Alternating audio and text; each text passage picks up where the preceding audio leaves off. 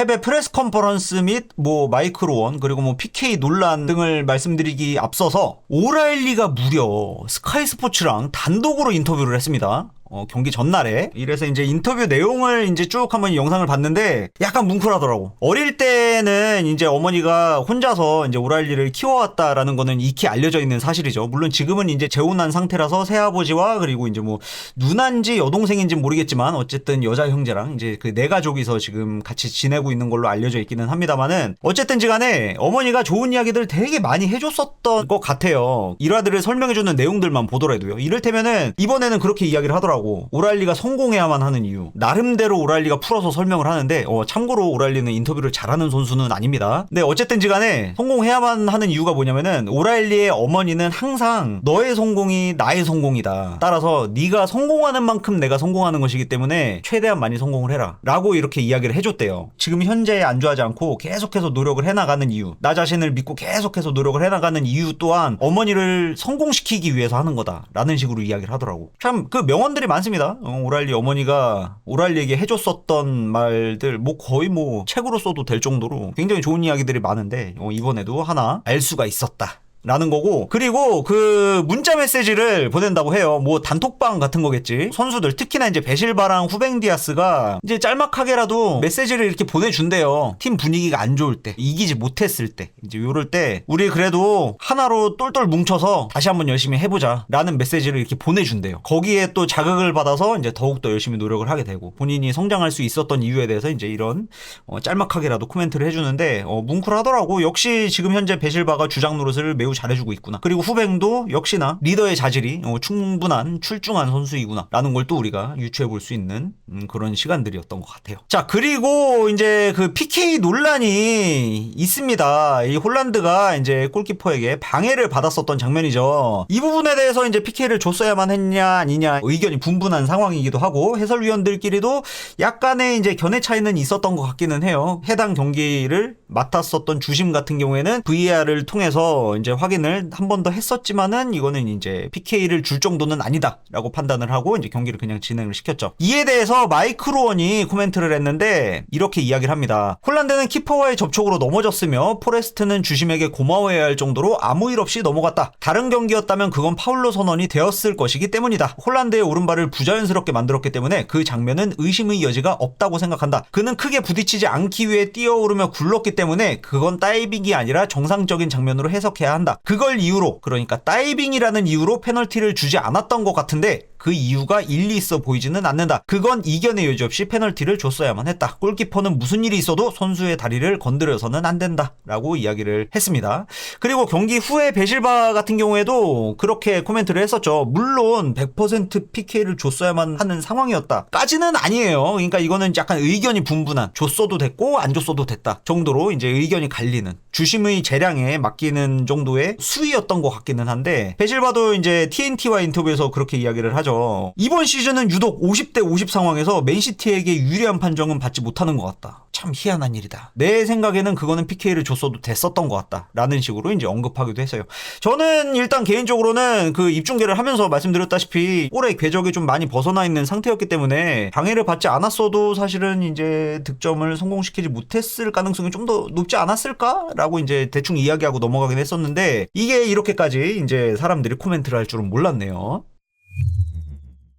자, 패배의 노팅엄 포레스트와의 경기 후 프레스 컨퍼런스에서 이렇게 질문을 받고 대답을 합니다. 이번 경기와 나머지 경기들에 대해 어떻게 생각하는지 라는 질문에 지나간 건 지나간 거고 이젠 뉴캐슬과의 경기만 생각하고 있다. 굿 퍼포먼스를 펼쳤고 개선해야 하는 점이 많은 만큼 좋았던 장면들도 많았다 라고 대답을 해요. 그러니까 경기력 자체에는 문제는 없었다라고 생각을 하는 모양이에요. 제 생각에도 사실은 경기력 자체에는 막 그렇게 큰 문제가 있었다고 생각하지는 않거든. 다만 구멍이 좀 몇 군데 있었다, 해석을 하는 게 맞지 않나 라는 생각을 좀 해볼 수가 있을 것 같습니다. 이번 시즌 맨시티 는 전반전의 승기를 잡지 못하고 승점을 13점이나 드랍하고 있다 라고 이야기를 해요. 전반전에 이기고 있는데 이 승기를 잡지 못해서 승점을 드랍한 게 벌써 13점이나 된다고 합니다. 누차 말씀드리지만 이번 시즌은 누구나가 다 이야기를 하고 있어요. 45분 시티라고. 이 때문이에요. 반복되는 이런 상황에 대해 어떻게 생각하는지 라는 질문에 우리가 잃은 승점은 많다면 많은 수준이겠지만 이번 경기에서의 우리 팀은 경기가 끝날 때까지 좋은 경기를 했다고 생각한다. 다만 롱볼로 시작되는 상대의 역습을 막아내지 못한 점이 유일한 문제점이었으며 선수들이 충분히 역동적으로 뛰어줬으나 엘링을 최대한 활용하지 못한 못한 점이 아쉬웠다. 그의 적극적인 움직임을 찾아낼 방법을 모색해야 할 것 같다 라고 대답을 해요. 찾아낼 방법을 모색해야 할 것 같다라고 이야기를 하죠. 그러니까 이거는 그런 거예요. 예전에 이제 야야투레 일화를 이제 자주 말씀을 드렸었는데, 야야투레랑 나스리는 항상 다비드 실바를 괴롭혔다고 이야기를 하죠. 왜? 아게로를 찾을 수 있는 방법에 대해서 우리는 토론을 해야만 했었으니까. 아게로를 찾을 수 있는 방법에 대해서 토론을 했었어야만 했으니까. 왜? 아게로는 넓게 움직이는 선수였으니. 앞선에서 이제 그 혼잡한 상황에서 어떻게 하면 아게로를 잘 찾아낼 수 있을까? 다비드 실바, 너의 노하우는 뭐야? 가르쳐줘. 내 노하우도 가르쳐줄게. 라면서 공유를 했었던 그런 일화가 있었죠. 지금도 마찬가지야. 그러니까는 펩은 경기 중에 선수들과의 이제 바디랭귀지가 매우 중요하다라고 언급을 하고 있죠. 선수들끼리 대화를 해야만 하는 거야. 그러니까 이를테면은 지난 경기에서 마르무시가 선발로 출전해서 펄스9으로 띄워줬었죠. 그 당시에 가짜 움직임을 가져갈 때 아인누리에게 일로 빨리 뛰어 들어와라 라고 바디랭귀지를 보내줬고, 그 공간으로 아인누리가 파고들어서 어시스트를 기록했었죠. 완벽한 세메뉴의 그 포지셔닝 덕분에 공격 포인트를 달성할 수가 있었죠. 그런 방식으로 앞선의 선수들을 찾기 위해서는 결국에는 바디랭귀지를 많이 할 수밖에 없어요. 소통을 많이 해야 돼요. 경기 중에 그 급박한 상황에서조차도 그런 노하우가 좀 많이 쌓여야만 하고, 이런 점이 부족하다는, 찾아낼 방법을 모색해야 한다라고 펩이 이야기할 정도로 지금 현재 맨시티 선수들은 갈 길이 멀다라고도 우리가 해석을 해볼 수가 있는 거죠.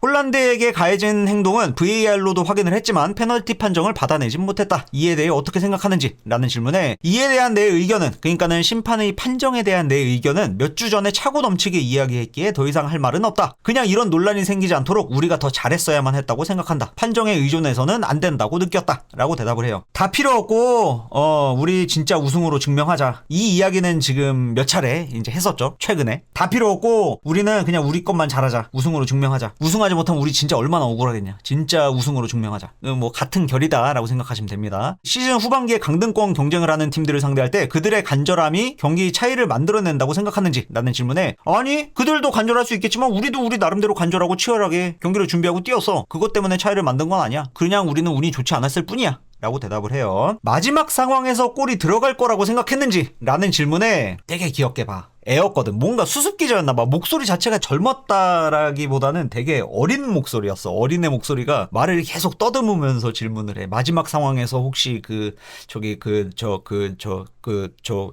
골이 들어갈 거라고 생각하셨나요? 귀엽게 봐. 그러더니 물론이지.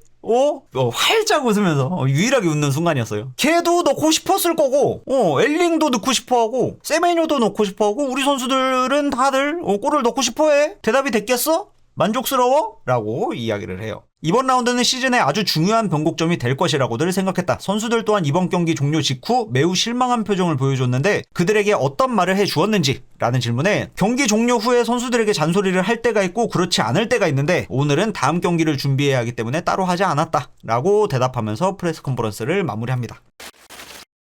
뭐 펩은 이번 경기를 막 그렇게 안 좋게 보지는 않았던 모양이에요. 상황이 좋지 않았을 뿐이다라고 생각했는지 뭔지 모르겠지만은 어쨌든 뭐 일단 지나간 건 지나간 거니까 다음 경기에 집중하자라는 식으로 이제 선수들을 다독여준 게 아닌가라는 생각을 또 해볼 수가 있을 것 같습니다. 그리고 이번 경기에 만약에 오랄리가 부상당하지 않고 출전을 했었다면은 왠지 경기 결과가 달랐을 것 같다는 생각이 좀 들기는 하는데, 아무래도 에너지가 달랐을 것이기 때문에, 그리고 박스 안으로 침투에 들어가는 선수가 이제 한 명 더 추가될 것이었기 때문에 아마도 무언가 유의미한 결과물을 충분히 만들어줄 수 있지 않았을까라는 이런 생각을 해볼 수가 있을 것 같아요. 근데 아쉽게도 오랄리는 여전히 지금 부상 중이기 때문에 복귀하지 못하고 있는 상황이죠. 오랄리가 빨리 회복하고 복귀해서 도쿠가 복귀한 것처럼 오랄리도 빨리 이제 회복해서 복귀한 뒤에 맨시티가 이제 풀 스쿼드, 풀 전력을 좀 갖출 수 있길 바라보도록 하겠습니다. 챔피언스리그 또 이제 소화를 해야 되니까요. 또 상대가 뭐 레알 마드리드 상황이 지금 좀 많이 안 좋다고 할지라도 그래도 레알은 레알이니까 최고의 컨디션인 상태에서 레알 마드리드를 만날 수 있도록, 뭐 물론 그 전에 경기가 남아있긴 하지만요.